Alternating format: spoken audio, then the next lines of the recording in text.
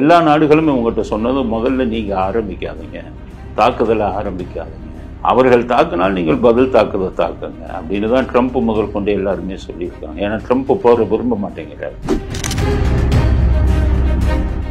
முப்படைக்கும் தளபதி வச்சுட்டாங்க.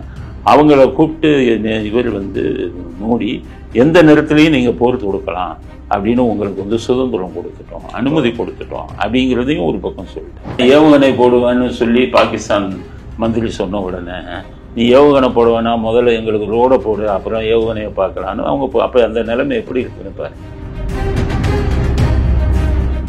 பாகிஸ்தானால் ஆக்கிரமிக்கப்பட்ட காஷ்மீரை பிரித்து இந்தியாவுடன் சேர்க்க வேண்டும் அப்படின்னு அவங்களுடைய ஒரு அஜெண்டா. அதை எப்படியாச்சும் நிறைவேற்றணும்னு சூழ்நிலை பார்த்துக்கிட்டு இருக்காங்க. இந்த போர் மாதிரி இந்த தடவை போர்னு வந்ததுன்னா பாகிஸ்தான் ஆக்கிரமிச்சிருக்கோம் காஷ்மீரை மீட்டு இந்தியாவோட சேர்த்துக்குவாங்க. அதுக்கு தான் அவங்க இந்த போரை ஒரு இதாக வச்சுக்கலான்னு நினைக்கிறாங்க. போர் தொடுப்பதுங்கிறது இன்னைக்கு இருக்கக்கூடிய சூழ்நிலையில அவ்வளவு எளிதல்ல. ஆனால் அதுக்காக போரே வராதுன்னு சொல்ல முடியாது, ரெண்டுக்குமே தயாராக இருக்காங்க. நம்ம தமிழ்நாட்டில் இருக்கக்கூடிய சில மூன்றாம் தர அரசியல்வாதிகள் கேவலமா இந்த டைம்ல போயிட்டு ஒண்ணுன்னா பாகிஸ்தானுக்கு ஆதரவான கருத்துக்கள் எல்லாம் தெரிவிக்கிறாங்க. 27 குடும்பம் பாதிக்கப்பட்டிருக்கல, அவங்க குடும்பம் கண்ணீர் சிந்ததில்லை. அந்த கண்ணீருக்கு பதில் சொல்ல தெரியாத அந்த முட்டாள்கள்லாம் அங்கே வந்துக்கிட்டு பாகிஸ்தானுக்கு ஆதரவாக பேசிக்கிட்டு இருக்கான். இவனெல்லாம் நாடு கடத்தணுங்கிறேன்.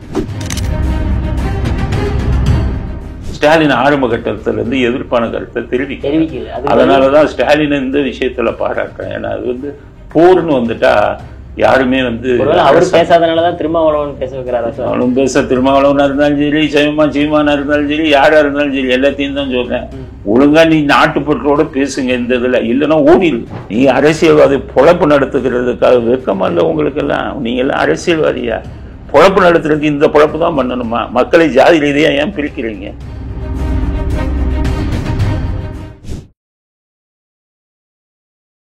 இளைய பாரத நேயர்களுக்கு வணக்கம். இன்னைக்கு நம்ம நேர்களில் நம்ம சிறப்பு விருந்தினர் நேதாஜி மக்கள் கட்சி மற்றும் வழக்கறிஞரான நம்ம வரதராஜன் சார் தான் நம்மளோட இணைஞ்சிருக்காரு.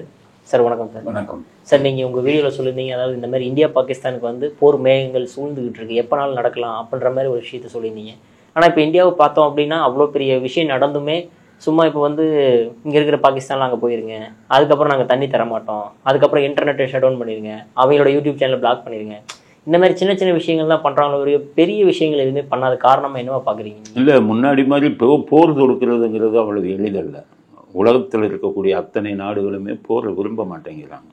இப்போ பார்த்தீங்கன்னா ரஷ்யாவுக்கும் உக்ரைனுக்கும் போர் உடனே ஒரே மாதத்தில் முடிச்சிடுவாங்கன்னு ரஷ்யா சொன்னாங்க. வருஷக்கணக்கில் இழுத்துக்கிட்டு இருக்குது. அதே மாதிரி இஸ்ரேலுக்கும் ஈரானுக்கும் நடந்தது. உடனே அவங்களே ஒரு ட்ரம்ப் வந்த உடனே சமாதானமாக போங்க அப்படின்னு சொல்கிறார். ஏன்னா ஒரு போர் நடந்தால் உலகம் முழுவதும் பொருளாதாரத்தில் அது தாக்கத்தை ஏற்படுத்தும். அதனால் எல்லா நாடுகளுமே அதை போரை விரும்ப மாட்டேங்கிறாங்க.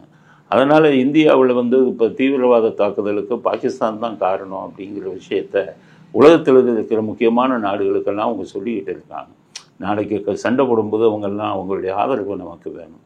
அதனால் எல்லா நாடுகளும் உங்கள்கிட்ட சொன்னது முதல்ல நீங்கள் ஆரம்பிக்காதீங்க, தாக்குதலை ஆரம்பிக்காதீங்க, அவர்கள் தாக்குனால் நீங்கள் பதில் தாக்குதலை தாக்குங்க அப்படின்னு தான் ட்ரம்ப் முதல் கொண்டு எல்லாருமே சொல்லியிருக்காங்க. ஏன்னா ட்ரம்ப் போகிற விரும்ப மாட்டேங்கிறார். அதனால் இது என்ன பண்ணிடுறாங்க, அவங்களே சொன்ன விஷயம் மற்ற விஷயங்களை நீங்கள் பண்ணுங்கள், பொருளாதாரத்தில் அவங்களுக்கு பிரச்சனையை உருவாக்குங்க அப்படின்னு தான் மெயினாக சொல்லியிருக்காங்க. அதனால தான் விமான போக்குவரத்தெல்லாம் தடை பண்ணிட்டாங்க. அதனால் வர்த்தகம் பெரிய அளவில் பாகிஸ்தானுக்கு பாதிப்பு ஏற்பட்டிருக்கு. இந்தியா பாகிஸ்தானை மட்டும் நம்பி இல்லை வர்த்தகத்துக்கு. பாகிஸ்தானில் மிகப்பெரிய அளவில் பொருட்களை ஏற்றுமதி பண்ணுற அளவுக்கு அங்கே வளமமான இதுவும் கிடையாது.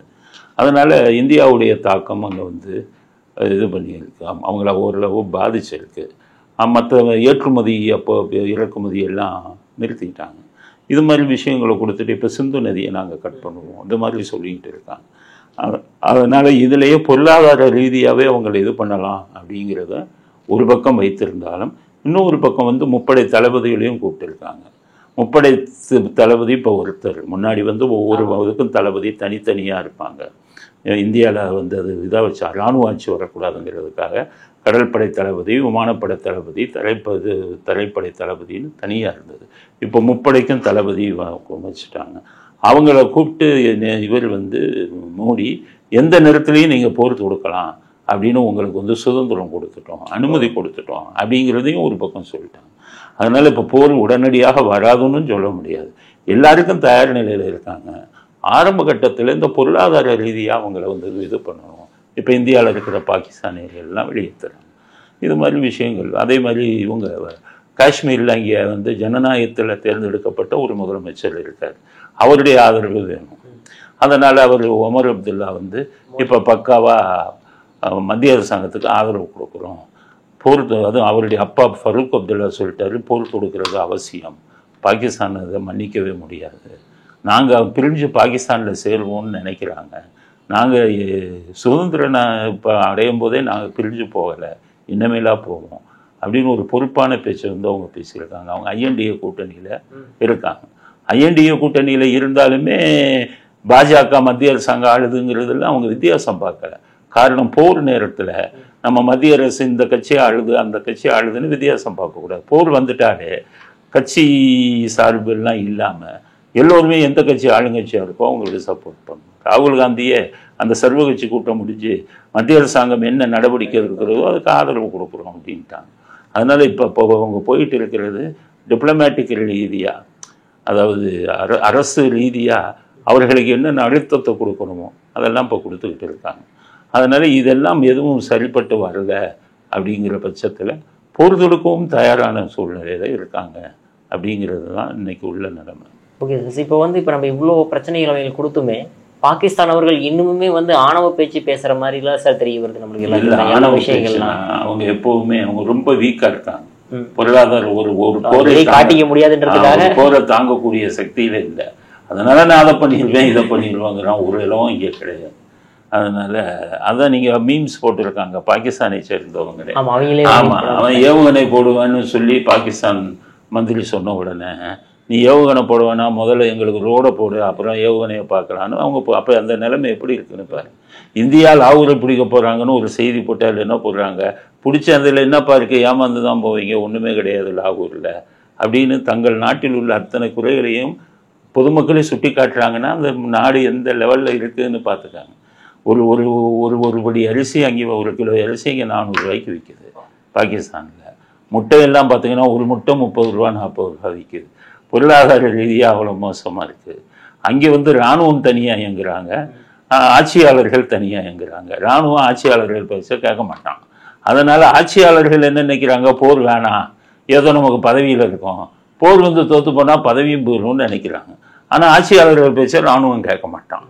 அவன் இந்த தீவிரவாதிகளை தூண்டி விடுறது, தீவிரவாதிகளுக்கு பயிற்சி கொடுக்கறது, அங்கேருந்து போதைப் பொருட்களை இங்கே உள்ள கடத்தி விடுறது, நம்ம நாட்டு கள்ள நோட்டுக்களை உள்ள புழங்க விடுறது, குண்டு வைக்கிறதுக்கான மூலப்பொருட்களை கொடுத்து தீவிரவாதிகளுக்கு பயிற்சி கொடுத்து இங்கே போய் குண்டு போட்டு வெடி அப்படின்னு சொல்கிறதெல்லாம் வந்து பாகிஸ்தான் இராணுவத்தில் இருக்கிற ஐஎஸ்ஐங்கக்கூடிய உளவு அமைப்பு தான் லஷ்கர் இ தொய்பாங்கிற தீவிரவாதத்தோட இயக்கத்தோட தொடர்பு வச்சு அவங்களுக்கு பண உதவி கொடுத்து அவங்களுக்கு ட்ரைனிங் கொடுத்து இதெல்லாம் பண்ணக்கூடியவன் வந்து பாகிஸ்தான் இராணுவம். ஆனால் ஆட்சியில் இருக்கிறவன் அதை விரும்ப மாட்டேங்கிறான். நல்ல ஒரு சுமூகமான போக்கை இந்தியாவோட கடைப்பிடிச்சு ஏதோ நம்ம ஆண்டுகிட்டு மந்திரியா ஜனாதிபதியாக இருக்கலாம்னு இவன் நினைக்கிறான். ஆனால் இராணுவத்தோட போக்கே வேறு மாதிரி இருக்கும். அதனால தான் இராணுவத்தை அவனால் கண்ட்ரோல் பண்ணவும் முடியாது. சொன்ன மாதிரி சார் பிரைம் மினிஸ்டர் ஒருத்தர் இருக்கிறாரா, அவர் பேசுகிறாருங்கிறது கூட தெரிய மாட்டேங்குது. அவர் இது அது மாதிரி இருக்கும். அதனால தான் ஏற்கனவே பல தடவை இராணுவ ஆட்சி வந்த நாடு அது. அதனால் அப்படிப்பட்ட சூழ்நிலையில் தான் வந்து நீங்கள் இதெல்லாம் வந்து அரசியல்வாதிகள் அங்கே பார்த்தீங்கன்னா ரொம்ப நாகரிகமாக இருப்பாங்க, ரொம்ப தகராறு வம்பு வச்சுக்க மாட்டாங்க. அதனால் இப்போ அந்த சூழ்நிலையில் இருக்குது. ஆனால் பிஜேபியோட அஜெண்டா ஒன்று இருக்குது. அவங்க இந்த ஆட்சியில் நம்ம இருக்கிறதுக்குள்ளே என்னென்ன விஷயத்தை செய்யணும்னு நிறைய லிஸ்ட்டு வச்சுருந்தாங்க. அதில் வந்து ஆர்டிகல் 370 நீக்கணுங்கிறது ஒன்று. இதே மாதிரி சில இதெல்லாம் பண்ணிக்கிட்டு வராங்க. அதில் இன்னொரு விஷயம் என்னென்னா, பாகிஸ்தானால் ஆக்கிரமிக்கப்பட்ட காஷ்மீரை பிரித்து இந்தியாவுடன் சேர்க்க வேண்டும் அப்படின்னு அவங்களுடைய ஒரு அஜெண்டா. அதை எப்படியாச்சும் நிறைவேற்றணும்னு சூழ்நிலை பார்த்துக்கிட்டு இருக்காங்க. இந்த போர் மாதிரி இந்த தடவை போர்னு வந்ததுன்னா பாகிஸ்தான் ஆக்கிரமிச்சிருக்கோம் காஷ்மீரை வந்து மீட்டு இந்தியாவோட சேர்த்துருவாங்க. அதுக்கு தான் அவங்க வந்து இந்த போரை ஒரு இதாக வச்சுக்கலான்னு நினைக்கிறாங்க. ஆனால் அவ்வளவு சீக்கிரம் எளிதில்லை போரை இது பண்ணுறது. சமீபத்தில் ட்ரம்ப் கூட ஒரு பேட்டியில் சொல்லியிருக்காரு, பாகிஸ்தான் முதலில் தாக்கினால் நாங்கள் இந்தியாவுக்கு தான் ஆதரவு கொடுப்போம், ஏன்னா எனக்கு இந்தியர்கள்னால் ரொம்ப பிடிக்கும் அப்படின்னு சொல்லியிருக்காரு. அதில் கூட என்ன சொல்லியிருக்காரு, பாகிஸ்தான் முதலில் தாக்கினார், அந்த முதல்ல தாக்கினாதான் நீங்கள் தாக்கணுங்கிற மாதிரி ப்ரெஷர் கொடுக்குறாங்க இந்தியாவுக்கு. ஏன்னா இன்னைக்கு போர் வந்து உலகத்திலேயே எங்கேயுமே தேவையில்லை. இப்போ உக்ரைன் போரினால பல பிரச்சனைகள் வந்து பொருளாதார ரீதியாக பல நாடுகளுக்கு வந்துருக்கு. இதுதான் வந்து ட்ரம்ப்பும் நினைக்கிறார். அவர் வந்ததுக்கப்புறம் தான் அந்த இஸ்ரேல் சண்டையெல்லாம் உடனே நிறுத்தினார். அதனால் போர் தொடுப்பதுங்கிறது இன்றைக்கி இருக்கக்கூடிய சூழ்நிலையில் அவ்வளவு எளிதல்ல. ஆனால் அதுக்காக போரே வராதுன்னு சொல்ல முடியாது. ரெண்டுக்குமே தயாராக இருக்காங்க இந்தியா அப்படிங்கிறது. நம்ம வந்து இப்போ பிஜேபி சார்ந்தவங்களாக சில பேர் இருப்பாங்க, பிஜேபி பிடிக்காதவங்க சில பேர் இருப்பாங்க. எல்லாத்துக்குமே நான் சொல்லக்கூடிய வேண்டுகோள் என்னென்னா, ஒரு போர் நாட்டுக்கு ஆபத்து, இன்னொரு நாட்டோட இது மோதல் வருது அப்படிங்கும்போது எல்லாருமே கட்சிங்கிறத மறந்துடணும், யார் ஆட்சியில் இருக்காங்கங்கிறத மறந்துடணும். ஒட்டுமொத்த இந்திய மக்களும் வந்து யார் ஆட்சியில் இருக்காங்களோ அவங்களுக்கு தான் நம்ம சப்போர்ட் பண்ணி போர் நடந்துக்கிட்டு இருக்கும்போது நமக்குள்ள பிளவை காட்டக்கூடாது. நம்ம தமிழ்நாட்டில் இருக்கக்கூடிய சில மூன்றாம் தர அரசியல்வாதிகள் கேவலமா இந்த டைம்ல போயிட்டு ஒண்ணுன்னா பாகிஸ்தானுக்கு ஆதரவான கருத்துக்கள் எல்லாம் தெரிவிக்கிறாங்க. இங்க பாகிஸ்தான் டெரரிஸ்டுக்கு ஆதரவு தெரிவிக்கலாம் கூட அங்க இருக்கக்கூடிய மக்கள், ஏழ்மையான மக்கள் பாதிக்கப்பட்ட கூடாதுன்றதுக்காக வார் வரக்கூடாதுன்ற மாதிரி பேசுறாங்க சார். பாகிஸ்தான் ஏழை மக்கள் பாதிக்கப்படக்கூடாதுன்னா அன்னைக்கு 27 பேர் செத்தானே, அவன்ல எத்தனை பேர் நான் டெரரிஸ்ட் ஆவேன்? சாதாரண பொதுமக்கள் தானே, அவங்கெல்லாம் பாதிக்கப்பட்டு 27 குடும்பம் பாதிக்கப்பட்டிருக்கல, அவங்க குடும்பம் கண்ணீர் சிந்ததில்லை. அந்த கண்ணீருக்கு பதில் சொல்ல தெரியாத அந்த முட்டாள்கள்லாம் அங்கே வந்துக்கிட்டு பாகிஸ்தானுக்கு ஆதரவாக பேசிக்கிட்டு இருக்கான். இவனெல்லாம் நாடு கடத்தணுங்கிறேன். இங்கே உட்காந்துக்கிட்டு ஒரு கட்சியை நடத்திக்கிட்டு டொனேஷனை கலெக்ட் பண்ணிக்கிட்டு என்னென்ன கூத்து என்னென்ன சலுகைகளை அனுபவிச்சுட்டு இருக்கான் அரசியல். எல்லாத்தையும் தான் சொல்கிறேன், பேசுகிற எல்லாத்தையுமே தான் சொல்கிறேன். முன்னாடி ஸ்டாலின் வந்து ஆர்டிகல் 370 எடுக்கும்போது பாகிஸ்தானுக்கு ஆதரவாக பேசினார். அப்போவே நான் பயங்கரமாக அவரை தாக்கி பேசினேன், நாட்டுப்பற்று இல்லாதவங்க நீங்கள் அப்படிங்கிறதெல்லாம். ஆனால் இந்த இதை பொறுத்தவரை இந்த தீவிரவாத காஷ்மீரில் நடந்த இந்த தீவிரவாத தாக்குதலை பொறுத்தவரை ஸ்டாலின் ஆரம்ப கட்டத்திலேருந்து எதிர்ப்பான கருத்தை தெரிவிக்கிறார். அதனால தான் ஸ்டாலின் இந்த விஷயத்தில் பாராட்டுறேன். ஏன்னா அது வந்து போர்னு வந்துட்டா யாருமே வந்து அவர் பேசாதனாலதான் திருமாவளவன் பேச வைக்கிறாரா சார்? அவனும் பேச, திருமாவளவனா இருந்தாலும் சரி, சீமானா இருந்தாலும் சரி, யாரா இருந்தாலும் சரி, எல்லாத்தையும் தான் சொல்றேன். ஒழுங்கா நீ நாட்டுப்பற்றோட பேசுங்க இந்த இதுல, இல்லைன்னா ஓடிடு நீ பாகிஸ்தானுக்கு ஓடு, அங்கே போய் அரசியல் நடத்து, உதப்பா. இங்கே இவ்வளவு நாடு, இவ்வளவு சுதந்திரம், இவ்வளவு இதை வச்சுக்கிட்டு பிரிவினைவாதத்தை பேசுறதுக்கு இது நேரமானு கேட்குறேன். இந்தியா தான். ஏன்னா சில கருத்துக்கள்லாம் மனசுக்கு ரொம்ப கவிதாக இருக்கு. இந்தியாவே குற்றம் சாட்டுறாங்க. அந்த 27 பேர் சுடுபட்டவங்க குடும்பம்லாம் வந்து எப்படி சுட்டா எது பண்ணான்னு விளக்கமாக சொல்கிறாங்க. இவங்களா ஒரு இது பண்ணிக்கிட்டீங்கன்னா நம்மளே தாக்குதல் பண்ணியிருப்பான் அப்படின்லாம் கீழ்த்தரமாக பேசக்கூடாதுங்கிறது தான். எந்த அரசியல்வாதியாக இருந்தாலும் அதுதான் சொல்கிறேன். ஓடியே வருங்கிறேன். மத்திய அரசாங்கத்திட்ட சொல்லி உனக்கு வீசாலாம் கொடுக்க மாட்டான் பாகிஸ்தானில், பார்டர் வெளியில் துரத்தி விடுறோம், ஓடிப்போம், அங்கே போய் ஒரு கட்சியை ஆரம்பித்து கட்சியை நடத்து அப்படிங்கிறது தான் இந்த எதிர்ப்பாக பேசுகிற அத்தனை அரசியல்வாதிகளுக்கும் நான் சொல்ல வேண்டிய கருத்து தான். ஏன்னா இந்த கம்யூனிஸ்ட்காரெல்லாம் பார்த்தீங்கன்னா அவனுக்கு தேசப்பற்று இருக்காது. கம்யூனிஸ்ட் யாருங்கிறீங்க? அவனுக்கு சைனாவிலேருந்து பணம் வருது, இன்னொரு கம்யூனிஸ்ட்டுக்கு ரஷ்யாவிலேருந்து பணம் வருது. அவங்கெல்லாம் வெளிநாடு ஏஜென்ட்டுங்க தான் அந்த கம்யூனிஸ்ட்டுங்கெல்லாம். எல்லா நாடுகள்லையுமே கம்யூனிஸ்ட்டுக்கு வெளியிலேருந்து தான் பணம் வரும். ஸோ அவனே வாய் திறக்காமல் இருக்கான் நாட்டுக்கு எதிராக. இவங்களுக்கு ஏன் வாய் திறந்துக்கிட்டு நாட்டுக்கு எதிராக பேசிக்கிட்டு இருக்கீங்க அப்படிங்கிறது தான் என்னுடைய இது. அதனால் தேசப்பற்றுங்கிறது இந்த டைமில் தான் வரணும். தேசப்பற்று இந்த டைமில் கூட இல்லைன்னா நீ மனுஷனுக்கே லாய்க்கு இல்லை, இந்தியாவில் இருக்கிறதுக்கு உனக்கு தகுதி கிடையாது அப்படிங்கிறது. அந்த பர்மா பார்டர் வெளியே நாங்கள் ஏற்பாடு பண்ணுறோம், முறைன்னு ஒன்று இருக்குது. அந்த அரசியல் கட்சியத்தில் அந்த முறை வெளியே பர்மாவுக்கு ஓடி போய் அப்படியே அங்கே போய் அப்படியே சுற்றி பக்கத்தில் இருந்து சுற்றி பாகிஸ்தானுக்கு போயிடு அப்படிங்கிறது தான் என்னுடைய இது. Okay sir. அடுத்தது நம்ம பார்த்தோம்னா இந்த ஜாதிவாரி கணக்கெடுப்பு அப்படின்ற விஷயம் சார். இப்போ வந்து சடனாக வந்து சென்ட்ரல் கவர்மெண்ட் நீங்கள் எடுக்கிறீங்களோ இல்லையோ நாங்கள் அறிவிச்சிட்றோம் நாங்கள் அப்படின்ற மாதிரி சொல்லிட்டாங்க சார். இப்போ இங்கே இருக்கக்கூடிய அரசியல்வாதிகளும் சரி, நேஷனல் லெவலும் சரி, ராகுல் காந்தி அவர்கள்லாம் பார்த்தீங்கன்னா பார்லிமெண்ட்டில் பேசினங்காட்டி தான் நீங்கள் அதுக்கு பயந்துட்டு இப்போ நீங்கள் எடுக்க ஆரம்பிச்சிட்டீங்க அப்படின்னு ஸ்டாலின் அவர்களுமே வந்து அது சொல்லியிருக்காரு சார். திருமாவளவனுமே இது வரவேற்றிருக்கிறார் சார். ஆனால் ஓகே நன்றி, மோடி அவர்களுக்கு நன்றி அப்படின்ட்டு. இந்த ஜாதிவாரி கணக்கு எடுக்கிறதுனால யார் யாருக்கு பாதிப்பு, யார் யாருக்கு ப்ளஸ் சார்? இது எதுக்கு எடுக்கிறாங்கன்னு சொல்லுங்கள். ஜாதிவாரி கணக்கெடுப்பு இந்த அரசியல்வாதி பூரா எடுக்கணுங்கிறான்ல, எதுக்காக எடுக்கணுங்கிறானுக்கான ஜாதியற்ற சமுதாயத்தை உருவாக்குறேன், ஜாதி மதமற்ற சமுதாயத்தை உருவாக்குறேன்னு எல்லா பயிலும் பேசிக்கிட்டு இருக்கான். நீ எதுக்கு ஜாதி கணக்கெடுப்பு எடுக்கணுங்கிற? சரி, ஜாதி கணக்கெடுப்பு எடுத்துக்க, தொலைஞ்சு போ. இந்த ஜாதி இவ்வளோ பேர் இருக்கும், இந்த ஜாதி இவ்வளோ பேர் இருக்கும்னு பெருமையாக சொல்லிக்கிட்டோம் அவன் பண்ணி. அந்த ஜாதி அடிப்படையில் இடஒதுக்கீடுன்னு நீ கொண்டு வந்தனா அதிக எண்ணிக்கை கொண்ட ஜாதிக்காரங்களுக்கு தான் இடஒதுக்கீடு கிடைக்கும், வேலை கிடைக்கும், காலேஜில் இடம் கிடைக்கும், ஸ்கூலில் இடம் கிடைக்கும். அப்போ இந்த குறைஞ்ச எண்ணிக்கை கொண்ட ஜாதியில் பிறந்தவன்லாம் மனுஷன் இல்லையா? அவனுக்குன்னு ஒரு வாழ்க்கை இல்லையா? அந்த நாட்டில் அவனும் வாழணும்ல. அம்பேத்கர் இன்னைக்கு இவர் இப்போ திருமாவளவன் எது ஆதரிக்கிறார, அம்பேத்கர் எழுதுனது தானே அரசியல் சட்டம். அந்த அரசியல் சட்டத்தில் ஜாதி வாரியாக இடஒதுக்கீடு கொடுக்கணும்னு அம்பேத்கர் எழுதினாரா? அவர் இதுதானே பிரித்தார், பேக்வேர்டு மோசம் இது ஷெட்யூல் காஸ்ட், ஷெட்யூல் ட்ரைப், அப்படி தானே பிரித்தார் இடஒதுக்கீடை. இப்போ நீங்கள்லாம் எதுக்கு ஜாதின்னு கொண்டு வந்துட்டு ஒழுங்காக ஜாதி வேறுபாடு இல்லாமல் வாழ்ந்துக்கிட்டு இருக்கான். நீ அரசியல்வாதி பொழப்பு நடத்துக்கிறதுக்காக வெக்கமா இல்லை உங்களுக்கெல்லாம்? நீங்கள்லாம் அரசியல்வாதியா? பொழப்பு நடத்துறதுக்கு இந்த பொழப்பு தான் பண்ணணுமா? மக்களை ஜாதி ரீதியாக ஏன் பிரிக்கிறீங்க? ஸ்டாலின் ஜாதி வேணாம், ஜாதி ரீதியாக எடுக்க மாட்டேன்னாரு. அன்புமணி ராமதாஸ் போய் கேட்கும்போது இப்போ கொடுத்தோன்னே அவரும் வாழ்த்து தெரிவித்து எங்களுக்கு கிடைத்த வெற்றிங்கிறாரு. அது எந்த அரசியல்வாதியாக இருந்தாலும் சரி, இந்தியாவில் இப்போ தமிழ்நாட்டு அரசியல்வாதியா, தமிழ்நாட்டில் இருக்கக்கூடிய ஒவ்வொரு குடிமகனுக்கும் நீ தான் பாதுகாப்பு. நாளைக்கு நீ ஆட்சிக்கு வந்துட்டேன்னா ஜாதி சமயம் மற்றும் பாகுபாடு இல்லாத ஒரு ஆட்சியை நீ கொடுக்கணும்ல. எல்லாம் ஒன்னே நம்பித்தானேயா இருக்கான். நீ முதலமைச்சரை வந்தா ஒரு சாதாரண சின்ன பிரிவு ஜாதியில் இருக்கிறவங்க கூட ஒன்னே நம்பி தானே இருக்கான். அவனுக்கு துரோகம் பண்ணலாமா நீ? எல்லாம் எடப்பாடிங்கிற ஆளு தாங்க காரணம். அந்த 10.5% வன்னியர் இருக்குதுன்னு ஜாதி ஒதுக்குனார். வன்னியர் பெருமக்களுக்கு நான் அவங்க ரொம்ப பின்தங்கி இருக்காங்க, நிறைய இதில் இருக்காங்க, நான் ஒத்துக்கிறேன். அவர்களை மற்ற ரீதியாக பொருளாதார ரீதியாக உதவுங்க. அல்ல நீங்கள் ஜாதி ரீதியாக நீங்கள் கொடுக்குறத விட பொருளாதார ரீதியாக குறைஞ்சி இருக்கான் பாருங்க ஏழைகள், அவனுக்கு இட ஒதுக்கீடு கொடு. நீ அதை விட்டுட்டு ஜாதின்னு நீ கொண்டு வந்தனா அப்போ சாதாரண ஆள் என்ன பண்ணுவான்? தெரியாமல் ஜாதியில் பிறக்கிறது அவன் தப்பா? அது இறைவன் கொடுக்கக்கூடியது. எங்கே பிறக்கிறான், அவனுக்கு விதித்த விதியின்படி பிறக்கிறான். ஒரு சின்ன ஜாதியில் பிறந்தவனுக்கு அப்பாடு என்ன ஆகுறது? அதனால் இது அரசாங்கமே இப்படி ஒருத்தர் பிரித்தாளக்கூடிய சூழ்ச்சி பண்ணக்கூடாது அப்படிங்கிறது தான் என்னுடைய சொந்த கருத்து. அதுதான். Okay sir. அடுத்ததான் நேற்றுக்கு பார்த்தோம் அப்படின்னா நீட் எக்ஸாம் ஒழிச்சிருவோம் சார். பட் நீட் எக்ஸாம் நேற்றுக்கு நடந்துருச்சு. ஆனால் நடக்கும்போது அங்கே நிறைய விஷயங்கள், வைரலான விஷயங்கள் என்ன அப்படின்னு பார்த்தோன்னா, இந்த மூக்குத்தி குதிரை வந்தால் மூக்குத்தி கழட்டுறது, அதுக்கப்புறம் பெண்கள்லாம் பட்டன் போட்டு வந்தால் பட்டன் எடுக்கிறது, அதுக்கப்புறமேட்டி இந்த தாலி கல்டிவேஷனாக வரணும், இந்த மாதிரி ரொம்ப டிஃபிகல்ட்டான கண்டிஷன்ஸ் ஏன் சார் போடுறாங்க சென்ட்ரல் கவர்மெண்ட்? இல்லை, இந்த டெக்னாலஜி இப்போ ரொம்ப முன்னேறி போச்சு. உள்ளே போய் பார்த்து எழுதுறதுக்கு நிறைய பக்ஸ் இருக்குது.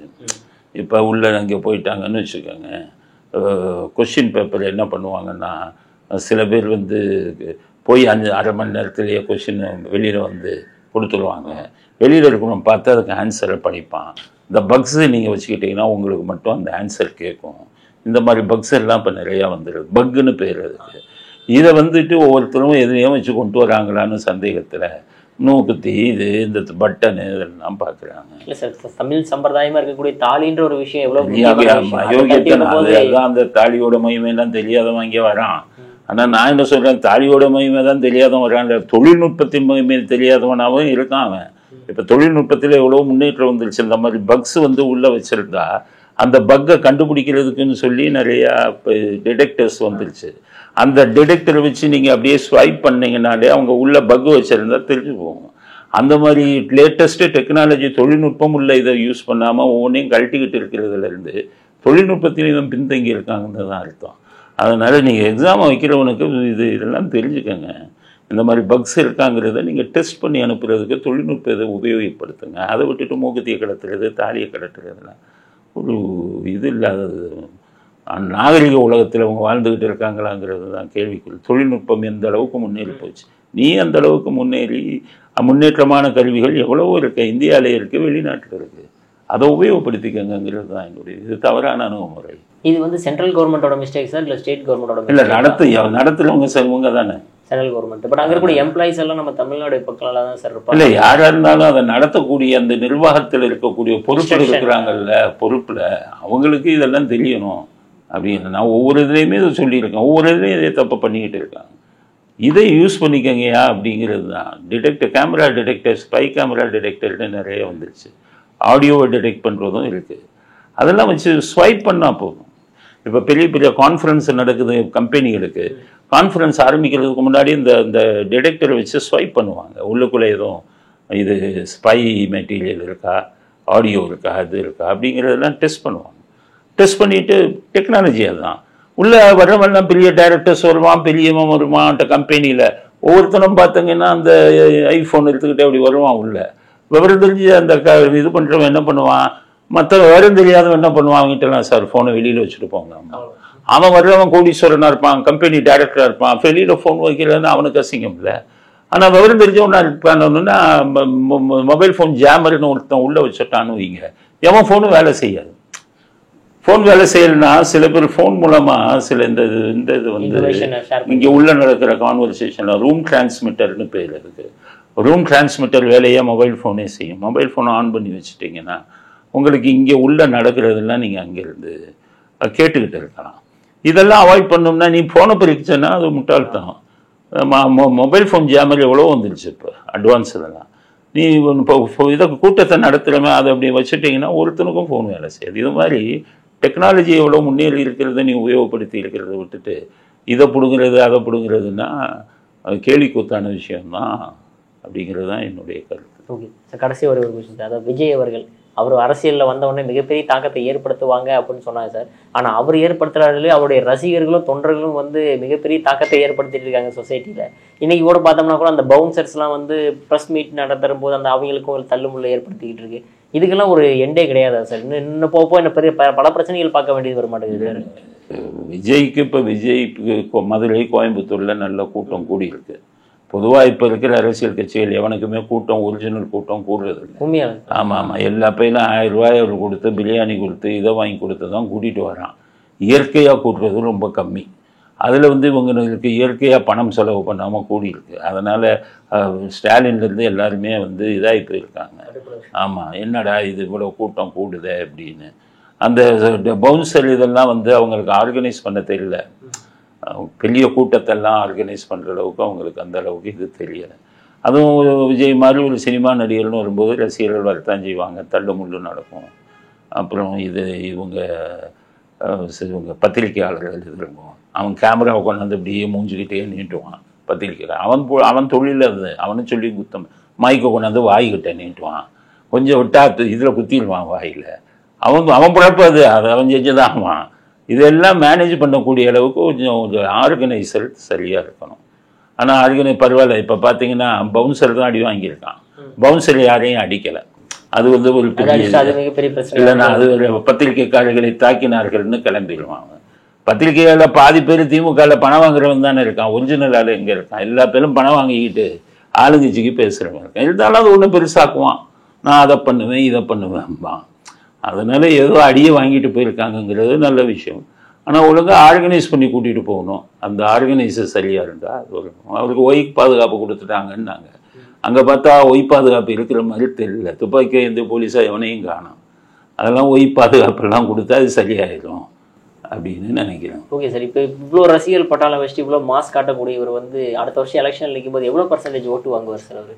எனக்கு என்னுடைய கணக்கு வந்து 10% தான் வருது.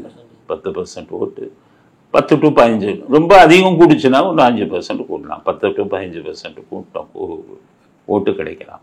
ஆனால் தனியாக நின்று ஆட்சி செய்யக்கூடிய அளவுக்கு அவருக்கு வந்து ஓட் பேங்க் இருக்காங்கிறது சந்தேகம். அந்த ஓட் பேங்க் அவருக்கு இருக்க வாய்ப்பு இல்லை. இப்போ விஜய்க்கும் அப்புறமேட்டு பாஜகவுக்கும் உள்ள ஏதோ கூட்டணி வைக்கிறதா? இல்லை, அந்த கூட்டணி நடக்கவே நடக்காது. விவரம் தெரியாதவன் பேசிக்கிட்டு இருக்காங்க. ஏன்னு கேட்டிங்கன்னா விஜயோட அடிப்படை விஷயமே அவருக்கு வந்து கிறிஸ்தவர்கள் ஓட்டு பெரும்பாலான விழுவும் அப்படிங்கிறது அவருடைய நம்பிக்கை.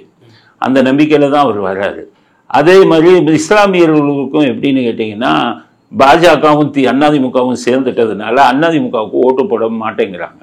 அப்போ வேறு வழி இல்லாமல் ஸ்டாலினுக்கு போட்டுக்கிட்டு இருக்காங்க. இப்போ ஸ்டாலின் பேரில் நிறைய அதிருப்தி இருக்குது. அப்போ இஸ்லாமியர்கள் அதிருப்தி அடைஞ்சவங்க இனி விஜய்க்கு ஓட்டு போடுறதுக்கு ஒரு வாய்ப்பு இருக்குது. இல்லைன்னா எப்போ டிஎம்கேக்கு தான் ஓட்டு போடணுங்கிற ஒரு நிர்பந்தம் இருந்ததில்லை, அது இப்போ இல்லை. அதனால் பாஜக எந்த பக்கம் இருக்கோ அதுக்கு எதிரான பக்கம் தான் விஜய் இருப்பார். அப்போ தான் அவருக்கு ஓட்டும் விழுவும், சிறுபான்மையினர் ஓட்டெல்லாம். அதனால் அவங்க அதிமுக பாஜக பக்கம் இவர் சேர மாட்டாருங்கிறது தான். ரெண்டாவது, அதிமுக ஆளுங்கட்சியாக இருந்தது, சீட்டு அதிகம் கேட்பாங்க. விஜய் தான் முதலமைச்சராக இருக்கணும்னு கனவு கண்டுகிட்டு இருக்காரு. அவர் போய் 20, 50 சீட்டு 60 சீட்டுன்னு நிற்க மாட்டார்.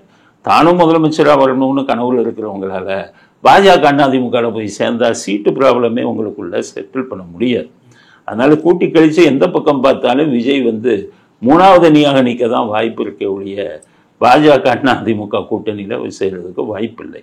ஒருவேளை பாஜக விட்டு விலகி அதிமுக தனியாக இருந்தால் அப்போ விஜய் அவங்களை சேர்வதற்குனா ஒரு கொஞ்சம் வாய்ப்பு இருக்கே ஒழிய, அது என்னை பொறுத்தவரை என்னுடைய இது என்னன்னு கேட்டிங்கன்னா, என்னுடைய கருத்து, புதுசாக ஒரு கட்சி ஆரம்பித்தவங்க தன்னுடைய சொந்த பலம் என்ன அப்படிங்கிறத முதல் நாட்டுக்கு நிரூபிக்கும். எடுத்தோடனே கூட்டணின்னு போயிட்டீங்கன்னா அவங்க சொந்த பலம் எத்தனைங்க என்ன பெர்சன்டேஜ்னு யாருக்குமே தெரியாது. அப்போ நீங்கள் வருங்காலத்தில் அரசியல் பண்ண முடியாது. அதனால் ஒரு எலெக்ஷன்லையாச்சும் தனியாக நின்று உங்கள் சொந்த பலம் எத்தனை பெர்சன்டேஜ் அப்படிங்கிறத நிரூபிச்சிங்கன்னா தான் உங்களுக்கு வருங்காலத்தில் அரசியல் வெற்றி கிடைக்கும். உங்கள் பலமே என்னன்னு தெரியாமல் ஆரம்பத்திலேயே கூட்டணின்னு போனீங்கன்னா அது முட்டாள்தனமான ஒரு முடிவாக தான் இருக்கும் அப்படிங்கிறது தான் என்னுடைய கருத்து. சார், அற்புதமான கருத்துக்களை சொன்னீங்க சார். உங்கள் பொன்னான நேரத்தில் இளைய பாரதம் ஒதுக்குனதுக்கு மிக்க நன்றி சார். வணக்கம்.